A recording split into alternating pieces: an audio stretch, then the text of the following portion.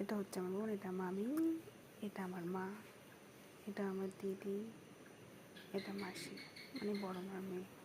আমরা গেছিলাম কাশিম বাজার, মুর্শিদাবাদ কাশিম বাজারে পাতালেশ্বর মন্দিরে। কত বড় লাইন দেখেছো? প্রচুর লাইন। আমরা লাইনে দাঁড়িয়ে আছি সবাই মিলে। আপাতত দেখা যাক আমরা কখন ভেতরে যাই। ভেতরে যাওয়ার সময় এত বড় একটা শিব, ভীষণ ভালো লাগলো শিব ঠাকুরটা। আস্তে আস্তে ভিতরে যাব। এখন আমরা ভিতরে যাব। এই দেখো কত লোক।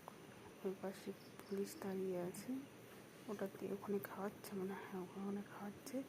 এই পাশ দিয়ে যেতে হবে। প্রচুর লোক ছিল গাইস, কী বলবো, প্রচুর লোক। মুর্শিদাবাদ পাতালেশ্বর মন্দির এই প্রথমবার আমি গেছিলাম। খুব ভালো, প্রচুর লোক। দেখতে পাচ্ছ কত লোক, প্রচুর মানুষ, প্রচুর ভিড় হয়েছিল। ওই যে আমি যাচ্ছি, তবে তোমাদেরকে দেখাবো পাতালেশ্বর শিব মন্দিরটা কেমন, ধীরে ধীরে দেখাবো। চলো,